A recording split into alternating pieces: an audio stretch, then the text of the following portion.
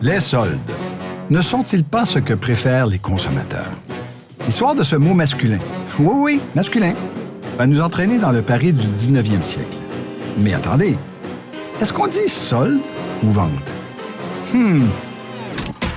Certificat cadeau. Carrosse. Bubble wrap. Magasin à rayon. Outlet. Escalator. Packaging. Les mots du commerce. Choisir les bons mots, ça rapporte. Un balado avec Jacques Nantel, professeur émérite à HEC Montréal, chercheur et spécialiste du commerce de détail.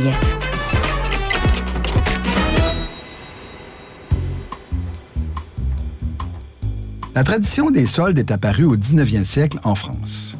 Le 19e siècle, c'est l'époque des grands magasins comme Le Printemps ou Le Bon Marché, mis à l'honneur dans le roman Au bonheur des dames, écrit par Émile Zola. Ces grands magasins français, qu'on appelle ici les magasins à rayons, sont l'équivalent de l'Abbé ou Simons. Les propriétaires des grands magasins ont d'abord eu l'idée d'écouler à bas prix les fins de série, les articles invendus et les articles un peu abîmés. À cette époque-là, il y a des soldes n'importe quand, en fonction des arrivages et de la mode. Mais vers 1865, le fondateur du Printemps décide d'organiser des soldes saisonniers. Les premiers soldes du grand magasin commencent le 15 janvier 1866 et permettent de vendre à petit prix les vêtements et marchandises de la saison d'hiver qui s'achève. Cet événement, annonce le magasin, sera répété chaque année. C'est une première en France et les soldes du printemps remportent un vif succès.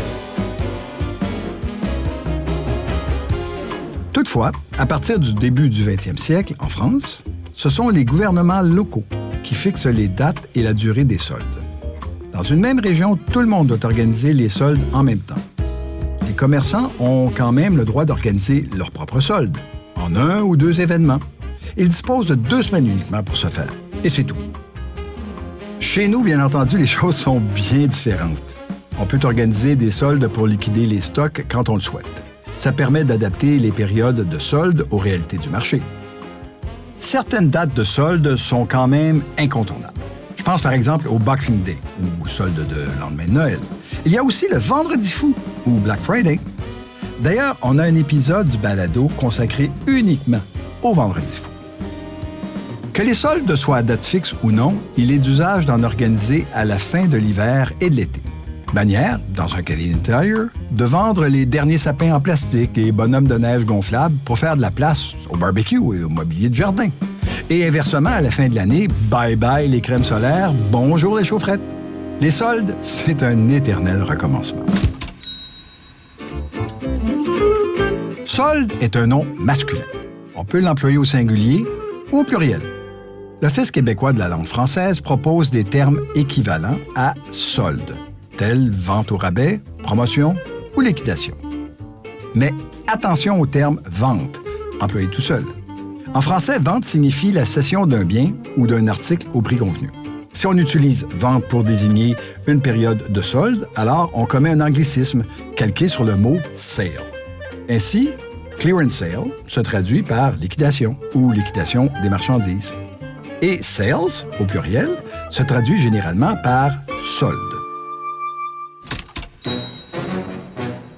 Dans cet épisode, on a vu que les soldes sont apparus au 19e siècle, période de la révolution industrielle et de la fabrication en série de biens manufacturés. Les soldes sont généralement un phénomène saisonnier et un nom masculin.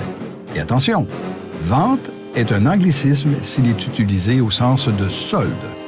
À garder en tête quand vient le temps d'en parler.